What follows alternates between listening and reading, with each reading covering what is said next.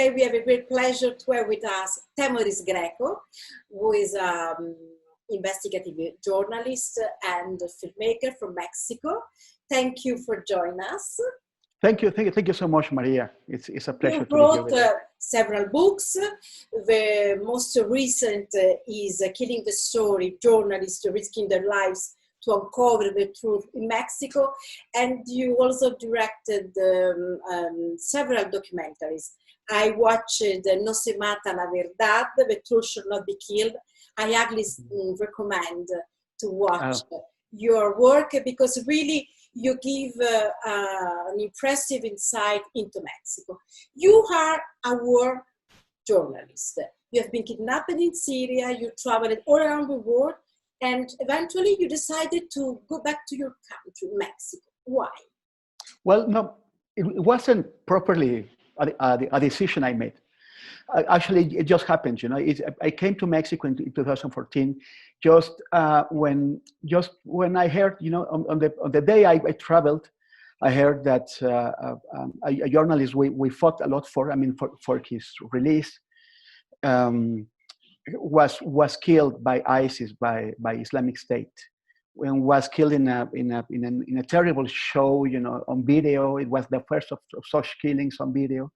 That they made a few of those, and I was devastated by this, and it happened just before I took the plane from London to Mexico. So I was back here, and then 43 students were disappeared by the police and by the army in Mexico, in a rural area in southern Mexico, and it was a shock for everyone here. So I got involved with my colleagues in trying to figure out what happened. I started traveling there.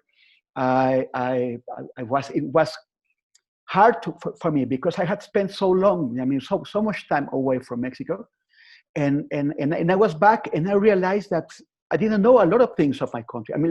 I had lost touch with it, So in Guerrero State, in the state where this happened, it's a very wild area of Mexico. It's one of those parts of the country that violence is widespread, like more than in the rest of the country.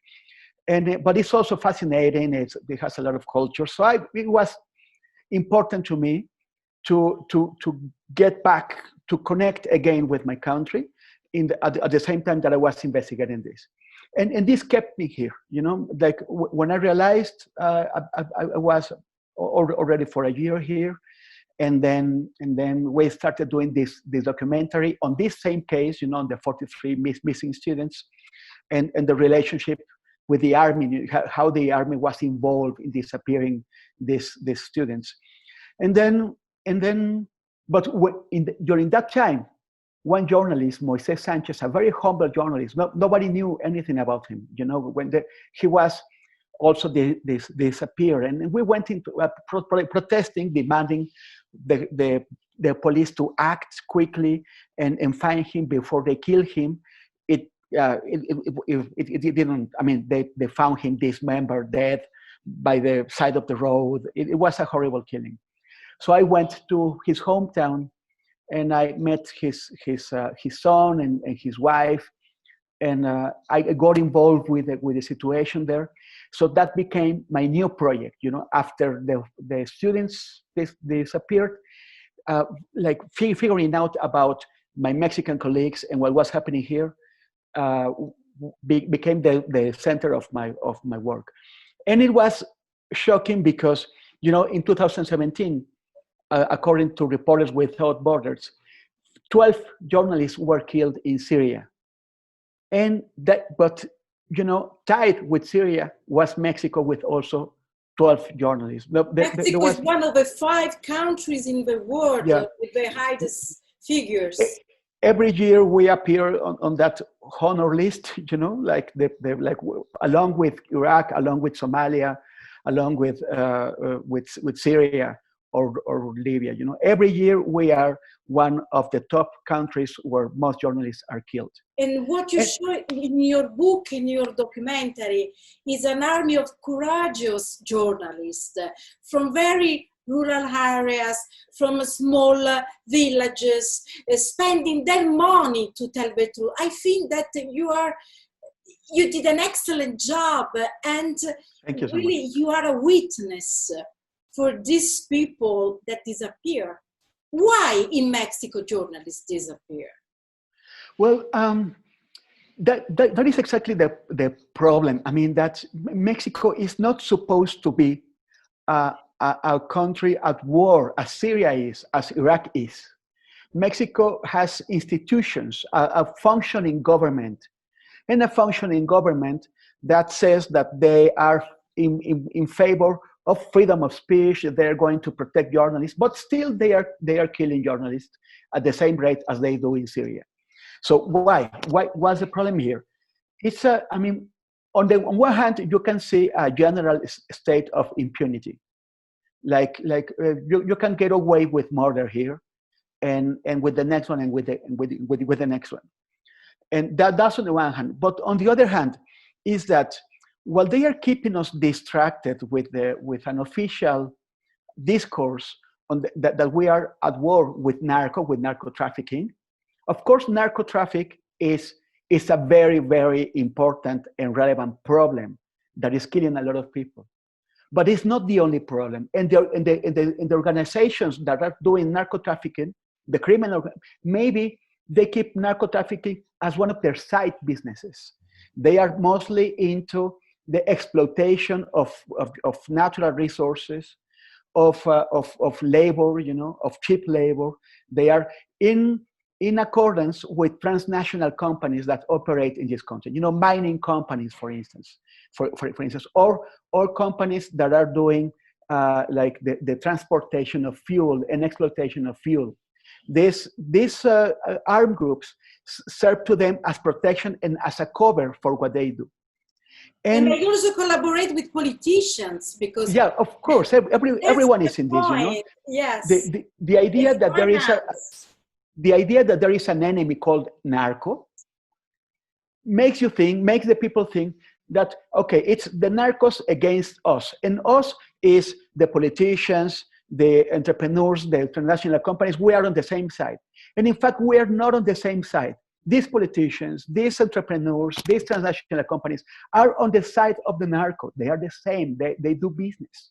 They are tied. They are the same people. So, and the problem is that they are afraid of being exposed. Like you could imagine that a journalist writing on the crimes of a criminal organization, of an open criminal organization, is at risk, and he is at risk. But maybe those who are most at risk are those who are exposing that those politicians, those entrepreneurs, and those transnational companies are on the other side. The one who is more fearful of being exposed is the one who keeps an appearance of respectability. Is the one who tries to, who goes open in society, in high society, and who pretends to be a nice person. Those are the ones who are mostly killing the journalists. And who they kill? They kill journalists, but they also kill activists, like human rights defenders and natural, like environmental defenders, because they are out there to exploit their resources, the natural resources, and they don't want the local people to protest. So they go after the activists. And the state doesn't persecute these crimes because the state is complicit in this crime. In your documentary, you mention the Pegasus case. Can you just explain what happened? That's quite telling of what's happening here. Pegasus is an ultra sophisticated software, spy software that takes control of your mobile phone, and is made by an Israeli company. And this Israeli company says that they are very, very serious in what they do with their software, so they only sell it to governments. And they make sure that the government is going to use it against terrorism and against crime, not against in a proper way. But here and there, like for instance, Saudi Arabian journalist Jamal Khashoggi was spied with Pegasus by the Saudi government before he was murdered in Istanbul. And in other countries, this software has been used to persecute civil society and journalists. In Mexico, it was the same. Journalists and activists, even activists who were doing like nothing harming the state control over the society. Maybe they were demanding that sweet beverages, like Coca-Cola, would be taxed so that the children wouldn't buy it. So they were also spied on. And when these journalists and activists denounced this, and they denounced it after an article appeared, a news note appeared on the New York Times, the then President Peña Nieto, he didn't say, okay, let's find out who is misusing our assets, our intelligence assets. Let's do justice to these people who were spied with the government's software. No, he said, this is wrong. What you are doing is wrong, and I demand the prosecutors to go after you, to go after the journalists, to go after the activists. So things are supposed to be changing because we have a new government now. Yeah. A new government. What you expect? What the journalists expect from this new government? Well, we are already a third, no, maybe not a third, but maybe a fourth on the way of this new government, and they are killing journalists the same way they were killing journalists before. There is a renovated speech in favor of freedom of speech by the president. He says he's totally in favor. He says that he will be the last to censor anyone. But on the other hand, they are still killing journalists. You can say, well, you can't change a deeply corrupt system like this one overnight. But still we see no improvements. It's like, okay, you won't change it totally overnight, but at least we have to see that improvements are being made. And they are still killing journalists. Last year, they killed 10 journalists. That's like Peña Nieto's last year, 2018, when they killed 9 journalists.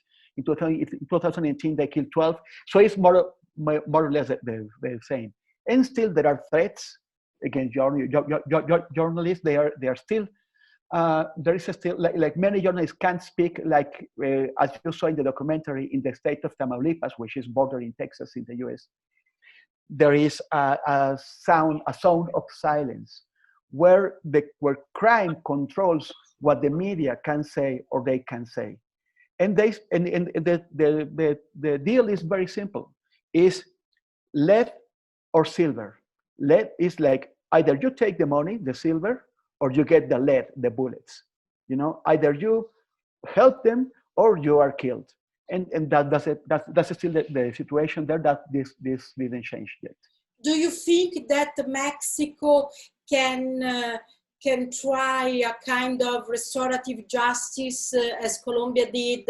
The problem is that in Colombia, the peace deal with FARC failed in a certain way because part of the FARC didn't accept, and the government wasn't able to fill the empty spaces left by the FARC. So what do you expect for your country? Because one of the problems, I see 2 problems: the drug trafficking and the violence.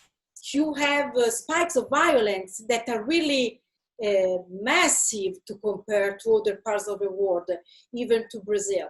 So it seems that politics in Mexico needs violence to stay in power. So what do you wish for Mexico in a concrete way for the next years? What do you think could be a way to change things? Because Falcone once said, mafia is an historical fact. As like all historical facts, he will have an end. Everything ends in the life. So even violence and drug trafficking, but we need to find the path to start making things ending. So what's your, I know that there is a collective of journalists, you are trying to really create groups of people making the society aware of it. But what's your point of view? Nothing can really change in Mexico, or there is some hope? I mean, obviously things need to change. It's not if, but it is a lot of how we're going to do it. I mean, we need to do it. Our role as journalists is to keep doing our work, to tell society what power is doing behind its back, to let them know so that they can make choices and they can push. They can push the government for changes. This government is supposed to be committed to change. This government rallied, this president rallied on the flag of combating corruption. And in certain parts of government, you can see that this is being done in a very, maybe not in the most efficient way, because it's like everything the government was buying medicines by massive lots and with a lot of corruption in that. So they said, we are not going to buy, accept corruption in this. And what they did is to stop the flow of medicines. Now we are not buying medicines with funny commissions, but now there are no medicines. So that's the problem when you want to overhaul the system quickly, as they are trying to do. And they also have a lot of problems, because within the government there are people who are known for their corruption, and we are denouncing this. As journalists, we have to say, if you are going to fight corruption, you can't allow these corrupt people to be here. And this is getting us in trouble, of course. But we don't really fear violence from the government, from the federal government side. We fear violence from other levels of government, like state or municipal level, and from other actors, from non-state actors. But this is what we're going to do. We have to make sure, we have to push for this government to fulfill its commitments, and if not, we have to remind the citizens that these promises were not fulfilled, so that they make a different decisions the next time they go to polls.